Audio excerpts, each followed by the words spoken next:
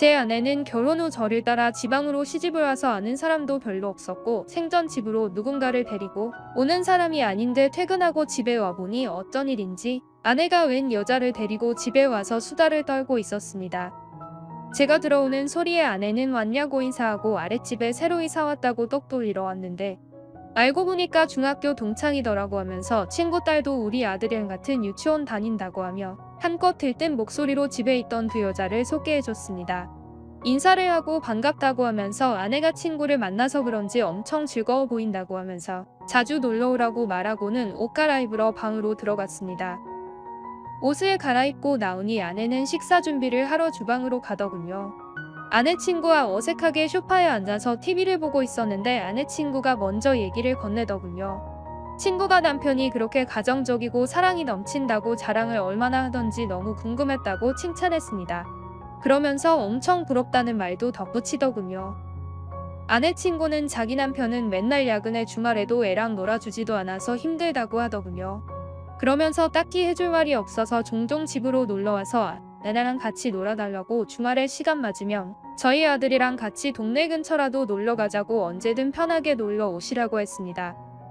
그렇게 둘이서 있는 어색한 시간이 조금씩 풀리고 있을 쯤 아내가 식사 준비를 마치고 식사하러 오라고 해서 우리는 식탁으로 갔습니다. 계속 기분이 들떠있는 아내는 밥을 먹으면서도 친구한테 조잘조잘 얘기를 하느라 바빴습니다. 친구 아내는 웃으면서 아내의 말에 맞장구를 쳐주면서 들어줬습니다. 그렇게 한참 얘기를 하면서 밥을 먹는데 식탁 밑으로 무언가가 내 다리를 쓸어내렸어요. 깜짝 놀라 멈칫하고 아무것도 할 수가 없었습니다. 이게 지금 무슨 상황인지 아무 말도 못하고 아내 친구를 쳐다봤어요. 아내 친구는 나를 보며 씨구더니 아내랑 아무렇지 않게 얘기를 하면서 계속해서 내 다리를 발로 쓸어내렸습니다. 나는 전기가 찌릿한 느낌을 받으며 말없이 밥을 먹는데 집중을 했지요.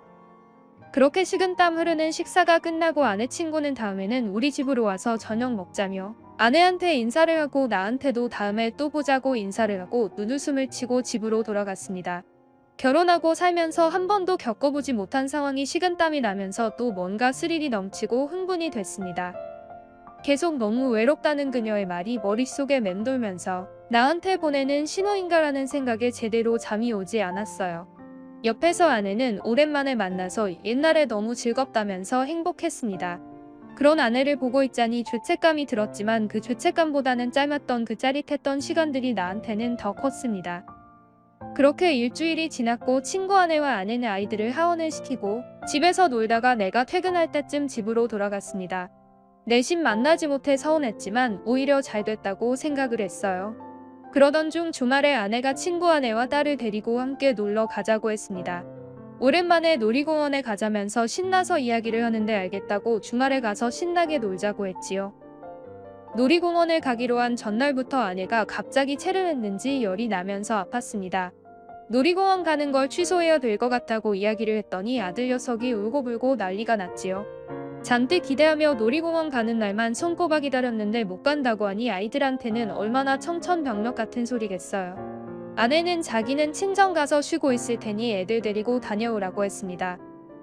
자기가 먼저 가자고 했는데 못 가서 미안하다고 하면서 애들이 많이 기대하니까 그냥 함께 다녀오라고 해서 그렇게 다음날 아내 친구의 집으로 가서 미리 꺼내놓았던 카시트를 챙기고 놀이공원으로 갔습니다. 애들은 뭐가 그리 신나는지 뒷좌석에서 노래를 부르며 태블릿을 보느라 신나 있었고 아내 친구와 저는 대화를 하며 놀이공원으로 향했습니다. 대화를 나누면서 아내 친구는 그날 일을 꺼내더군요. 혹시 자기가 그렇게 해서 불쾌하지 않았냐고 말이죠. 전 당황스러웠지만 저는 괜찮다고 얘기했습니다. 워낙 키도 크시고 다리가 길어서 그러셨나봐요 하며 어쩍게 웃어 넘겼지요. 그러자 그녀는 실수로 그런 거 아닌데라며 싱글 웃었습니다. 나는 또 혼자 식은땀이 났지요. 차 뒤에 있는 애들 눈치를 보며 운전했습니다. 그렇게 어떻게 왔는지 모르게 놀이공원에 도착을 했고 애들은 신나서 이것저것 놀이기구를 타더군요. 둘이서 탈 만한 놀이기구를 탈 때 그 여자는 자기를 어떻게 생각하냐고 물어왔습니다. 와이프 얘기 들어보면 좋은 사람 같아요 하며 얘기했습니다. 저 여자로는 어때요? 나는 그쪽이 되게 마음에 드는데라고 돌직구를 날리더군요. 당황했지만 여자로도 충분히 매력있고 예쁘시고 성격도 좋으시다고 하며 얘기를 했습니다. 그러면서 저랑 따로 만나는 시간이 있었으면 좋겠다고 하더군요. 그녀의 남편은 어차피 바빠서 집에 자주 없어서 괜찮다고 하면서 내 눈을 뚫어져라 쳐다봤습니다. 그녀의 눈은 사람을 끌어들이는 매력이 있었어요. 이런 여자를 두고 술 마시느라 혼자 두는 그녀의 남편이 이해가 되지 않았습니다. 그렇게 우리는 오늘 가족이라도 된 듯 넷이서 신나게 놀았고 그녀와 저도 한층 더 가까워졌습니다. 주말을 마무리하고 월요일이 되었고 퇴근하고 저녁을 먹고 12시가 지나갈 때 그녀에게 카톡이 왔습니다. 지금 보자는 연락이 왔지요. 저는 고민할 새도 없이 자고 있는 아내를 두고 담배와 핸드폰을 챙겨 나와 아랫집으로 향했습니다. 도착했다는 카톡을 남기자 기다렸다는 듯이 그녀는 문을 열어주었어요. 문을 열자 슬립 차림의 그녀가 보였습니다. 굉장히 매력적이었고 어서오라고 하면서 나를 끌어당겼지요. 그렇게 우리는 함께 술을 마셨고 나는 술이 약해 몇 번 마시니 알달달해졌습니다. 그렇게 그녀와 나는 안방 침실로 향했고 낯선 곳에서의 침실이어서 그런지 왠지 모르게 더 흥분이 되고 짜릿했습니다. 새벽 2시가 지나서 나는 그녀와 아쉬운 인사를 하고 집으로 돌아왔지요.